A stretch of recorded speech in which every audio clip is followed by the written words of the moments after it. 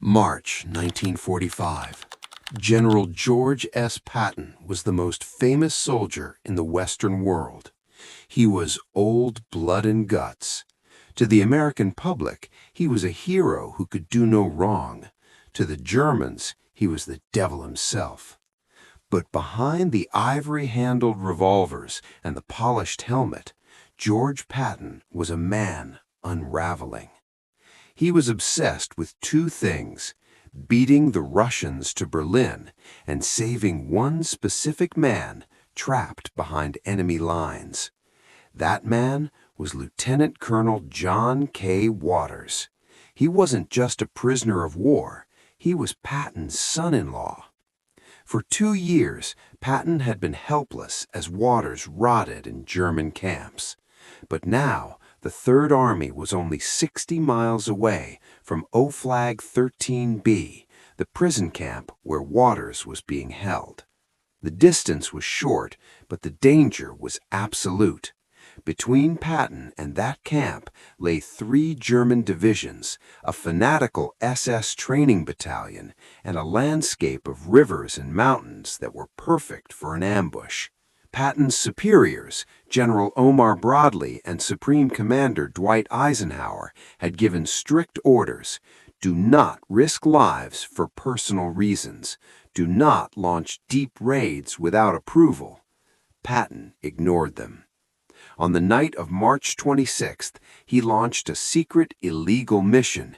He sent a small task force of 300 men on a suicide run to liberate the camp. He didn't tell Eisenhower, he didn't tell his own staff the truth. This is the story of Task Force Baum, the only battle George Patton ever lost, and the only time Dwight Eisenhower nearly fired him for gross insubordination. To understand the tragedy of Hammelburg, you have to go back to Tunisia, 1943. John Waters was a promising young officer, married to Patton's beloved daughter, Beatrice.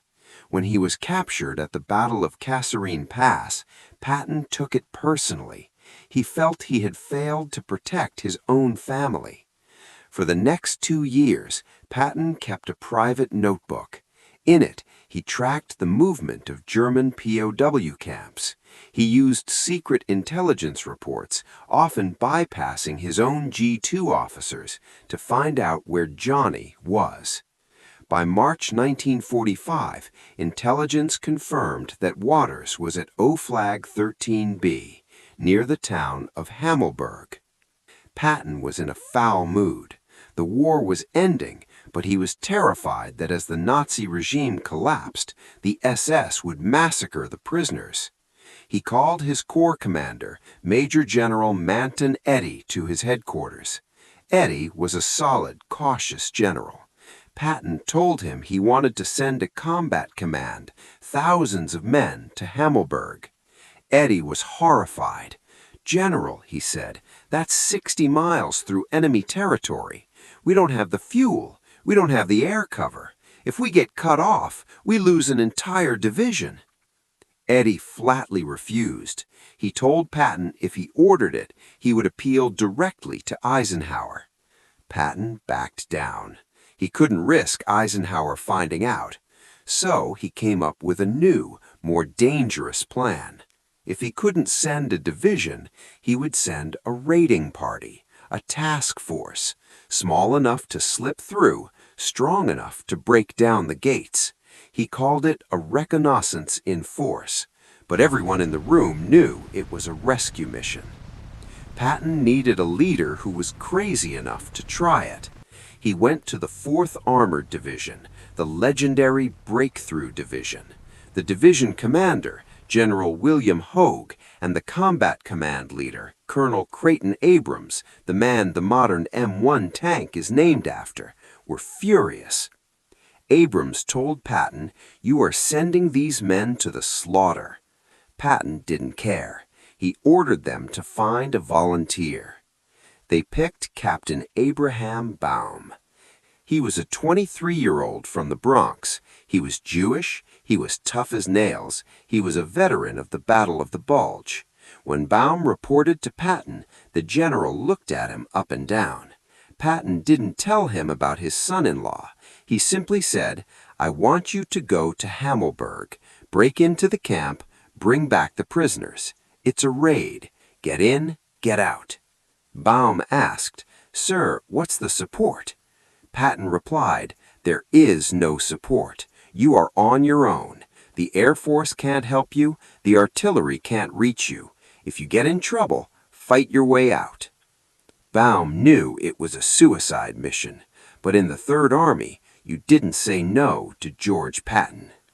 The task force consisted of 10 Sherman tanks, M4A3s, 6 light tanks, 27 half-tracks, 3 self-propelled assault guns, 294 men.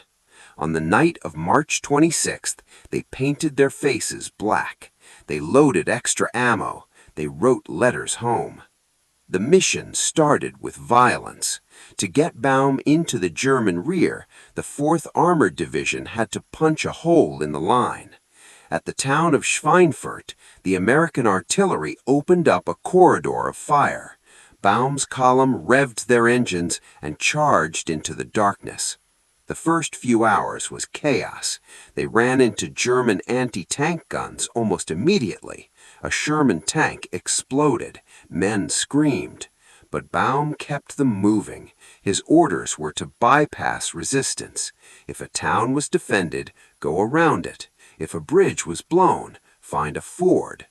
For 24 hours, they drove deeper into Germany. They were shooting at everything that moved. They destroyed German supply trains. They shot up rail yards. But the Germans were waking up. General Friedrich von Obstfelder, commanding the 7th Army, realized that an American armored column was loose in his rear. He didn't know it was a rescue mission. He thought it was the spearhead of a major invasion. He ordered every available unit to converge on Baum. By the time Baum reached the hill overlooking the prison camp, he was exhausted. His men hadn't slept. They were running low on fuel, and they were surrounded. Inside O-Flag XIII-B, the prisoners heard the rumble of engines. At first, they thought it was German tanks. Then they saw the white stars on the green olive drab armor. Pandemonium broke out. The Serbian prisoners, who were held in a separate section of the camp, cheered wildly. The American officers, led by Colonel Paul Good, tried to maintain order. Baum's tanks smashed through the wire perimeter. The German guards, mostly old men and boys, surrendered or fled. John Waters was there. He saw the tanks. He knew what this meant. But as Waters and a small group of Americans walked toward the gate to make contact with Baum, tragedy struck.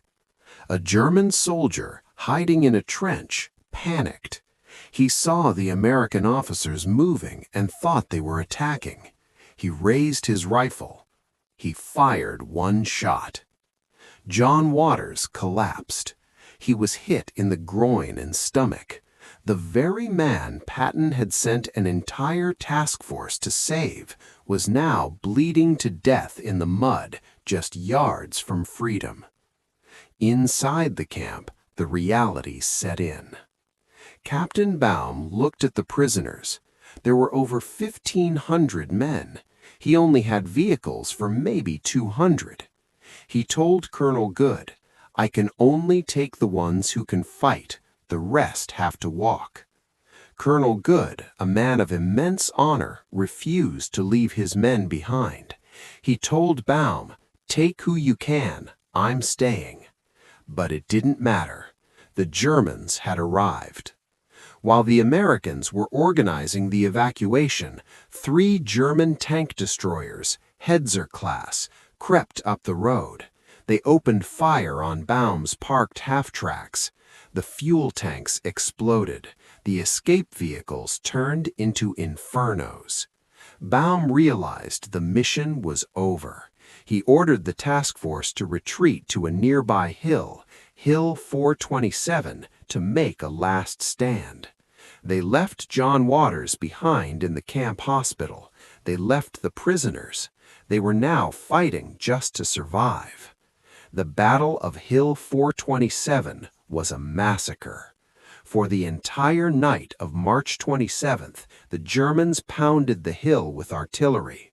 Baum's tanks ran out of gas one by one.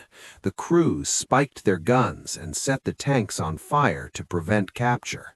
By morning, the Germans launched an infantry assault.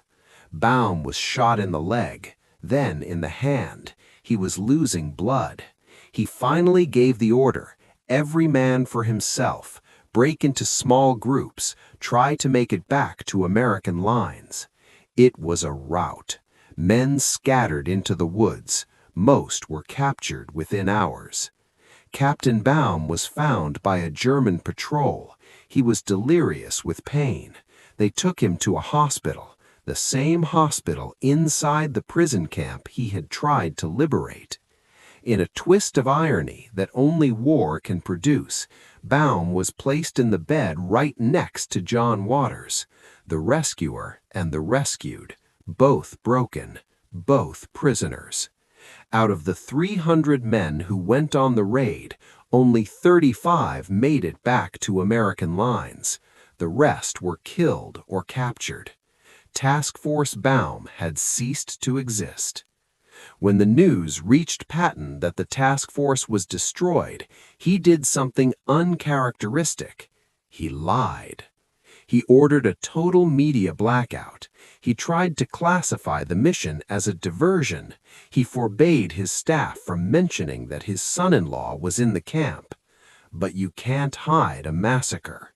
The story leaked. A few survivors made it back and talked to reporters. The German propaganda radio broadcast the victory, gleefully announcing that they had captured Patton's son-in-law. Eisenhower found out from the newspapers. General Eisenhower was livid. He had defended Patton against the slap incident in Sicily. He had defended him against the British. But this was a gross abuse of power. Eisenhower summoned Patton to a meeting. We don't know exactly what was said behind those closed doors, but aides outside reported hearing Eisenhower shouting. He reprimanded Patton for risking American lives for a family affair. He stripped Patton of his ability to launch independent strategic missions. He placed him on a short leash. Patton, for his part, was unrepentant in public, but privately he was crushed. He wrote in his diary, "I fear I have made a terrible mistake." The war ended 6 weeks later. John Waters survived and was liberated. He reunited with Patton, but they rarely spoke of the raid. Abraham Baum also survived. Patton personally pinned the Distinguished Service Cross on his Baum's chest before he went home. Patton reportedly told him, "I'm sorry, Abe, I sent you on a job I should have done myself." But the 300 men of Task Force Baum were the price of a general's love for his family. Historians still debate the raid today. Was it a diversion that distracted the Germans, as Patton claimed, or was it a crime? Patton died in December 1945. He took the full truth of his motivations to the grave, but on the hills of Hammelburg, the rusted tracks of Sherman tanks remained for decades, silent monuments to the day the greatest general of the war went too far. What do you think? If you were Patton, would you have sent the mission to save your son-in-law? Or was Eisenhower right to be furious? Let us know in the comments below. Don't forget to like and subscribe to WW2 History Hub.